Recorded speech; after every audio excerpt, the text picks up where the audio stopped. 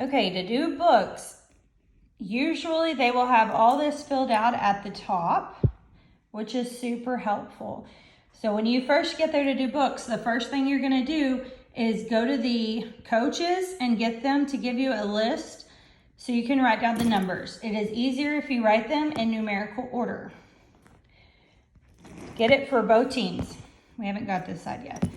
And then, as soon as you know somebody scores, you always have to document it in 2 places. So if number 3 is to score, we're gonna come over here and put that they scored 2 points.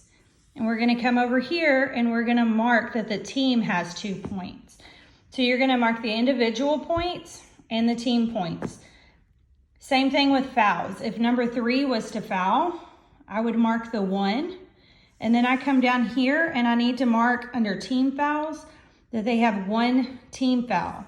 That is very important for the tally. Once they get 7 team fouls, the other team gets to shoot free throws. Once they get 10 team fouls, the other team gets to shoot 2 free throws. So keeping up with the team fouls is important. When you get to the second half, start coloring them in a little bit different and start a new tally mark for the second half because the tally count starts over for the second half. Okay. At the end of every quarter, you are going to draw a little squiggle line and tally up how many points they got in that quarter and then write that here. This should match up perfectly with this. So if the next period they scored a 3, we'll tally that up and put a 3 here. And then we'll add 2 plus 3 is 5.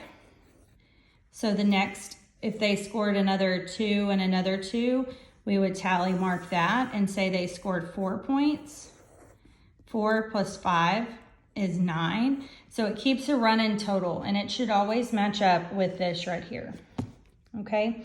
The only other thing I really like to do is I write the possession. So if white got it first, then the next tie ball or the second quarter, the next team needs to get it. And I keep up with that to kind of help the clock person who is changing the possession arrow, just to kind of make sure that we're always have the correct person with the ball.